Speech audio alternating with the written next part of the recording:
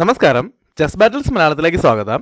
ഇന്നത്തെ വീഡിയോയിൽ Alexander സ്റ്റെയിൻകുളറും Joseph Henry ബ്ലാക്ക്ബേണും തമ്മിൽ നടന്ന വളരെ രസകരമായിട്ടുള്ളത് അറ്റാക്കിംഗ് ഗെയിമാണ് കാണിക്കാൻ പോകുന്നത്. ഈ ഗെയിമിൽ സ്റ്റെയിൻകുളർ വൈറ്റ് സൈഡും ബ്ലാക്ക്ബേൺ ബ്ലാക്ക് സൈഡാണ് കളിക്കുന്നത്. വൈറ്റ് E4 മുതൽ ഗെയിം സ്റ്റാർട്ട് ചെയ്യുന്നു. ബ്ലാക്ക് E5 മൂവ് ചെയ്യുന്നു. Knight F3, knight C6, bishop C4, bishop C5. Italian ഗെയിമിന്റെ ഗ്യൂക്കോ പേരുന്ന വേരിയേഷനാണ്.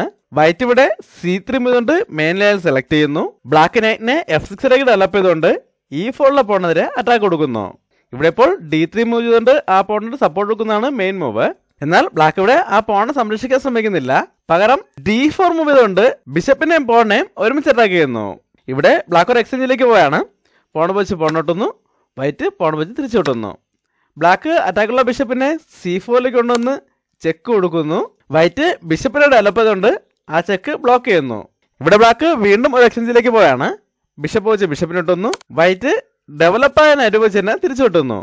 ഇവിടെ ഇപ്പോൾ ഈ ഡെവലപ്പ് ആവാത്ത നൈറ്റ് വെച്ച് തിരിച്ചു വിട്ടുന്നതായിരുന്നു കുറച്ചുകൂടെ നല്ല മൂവ്. ഇപ്പോൾ ഇവിടെ ഉണ്ടായിരുന്ന നൈറ്റ് ഇങ്ങോട്ടേക്ക് വന്നതോടെ D4 പോണ്ടുണ്ടായിരുന്ന സപ്പോർട്ട് നഷ്ടപ്പെട്ടിരിക്കുകയാണ്. ബ്ലാക്ക് നൈറ്റ് വെച്ച് ആ പോണ്ട് എടുക്കുന്നു. വൈറ്റ് കിങ്സ് എല്ലേക്ക് കാസ്ലിംഗ് ചെയ്യുന്നു. ഇവിടെ ഇപ്പോൾ വേണമെങ്കിൽ ബ്ലാക്കിനും കിങ്സ് എല്ലേക്ക് കാസ്ലിംഗ് ചെയ്യാം. എന്നാൽ ബ്ലാക്ക് ഇപ്പോൾ കാസ്ലിംഗ് ചെയ്യുന്നില്ല.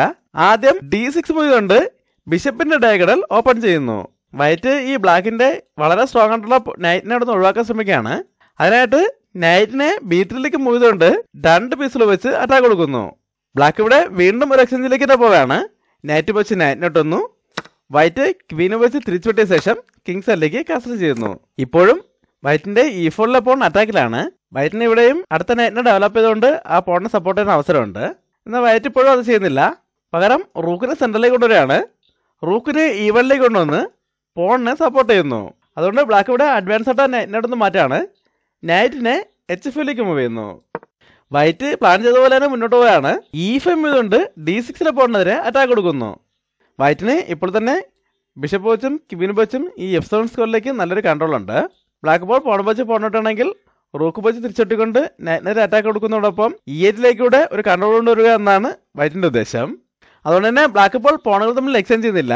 പകരം ക്വീനെ G5 ഡെവലപ്പ് ചെയ്തുകൊണ്ട് ആ പോണിന് ഒരു സപ്പോർട്ട് കൊടുക്കുന്നു. ഇവിടെ വൈറ്റ് എന്തായാലും പ്ലാനിൽ ചേഞ്ച് വരുത്തുന്നില്ല. അതിലേക്ക് തന്നെ പോവുകയാണ്. പോൺ വെച്ച് പോണെടുത്തുകൊണ്ട് E5 ഓപ്പൺ ചെയ്യുന്നു. ഇതോടെ വൈറ്റിന്റെ അറ്റാക്ക് വളരെ സ്ട്രോങ് ആയിട്ടുണ്ട്.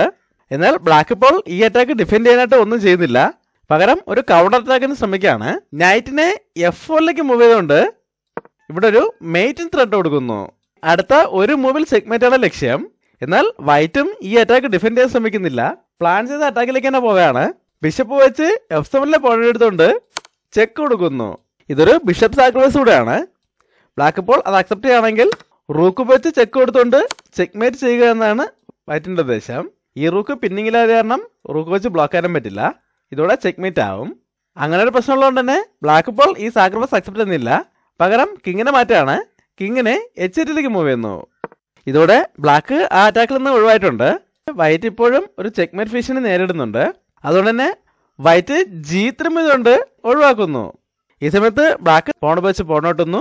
വൈറ്റ് നൈറ്റിനെ C3 ഡെവലപ്പ് ചെയ്യുന്നു. അതിനുശേഷം ബ്ലാക്ക് വീണ്ടും നൈറ്റ് വെച്ച് അറ്റാക്കിന് ശ്രമിക്കുകയാണ്. നൈറ്റിനെ H3 കൊണ്ടൊന്ന് ചെക്ക് കൊടുക്കുന്നു. വൈറ്റ് കിങ്ങിനെ G2 മൂവ് ചെയ്യുന്നു. ഇപ്പോൾ ബ്ലാക്ക് നൈറ്റിന് F2 ഒരു കൺട്രോൾ ഉണ്ട്. ബ്ലാക്ക് ആ കൺട്രോൾ ഉപയോഗപ്പെടുത്തിക്കൊണ്ട് ഒരു ഡബിൾ അറ്റാക്കിന് ശ്രമിക്കുകയാണ്. ക്വീനെ F6 കൊണ്ടുവരുന്നു.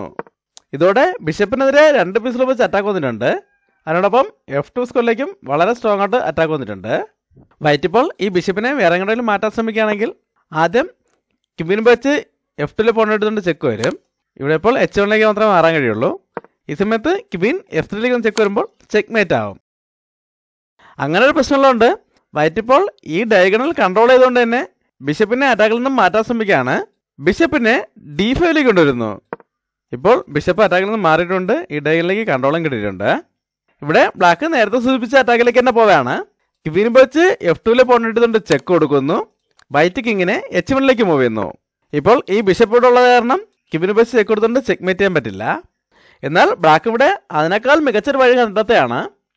ഈ വീഡിയോ പോസ്റ്റ് ചെയ്ത ശേഷം ബ്ലാക്കിന്റെ അടുത്ത മൂവ് എന്താണെന്ന് കണ്ടുപിടിക്കാൻ ശ്രമിക്കുക.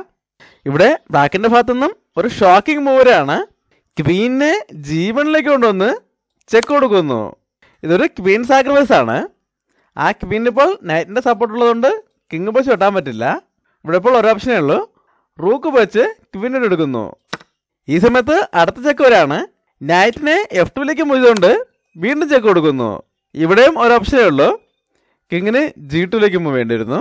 ഈ സമയത്ത് ബിഷപ്പ് H3ലേക്ക് ഒന്ന് ചെക്ക് വന്നതോടെ ചെക്ക് മേറ്റായി.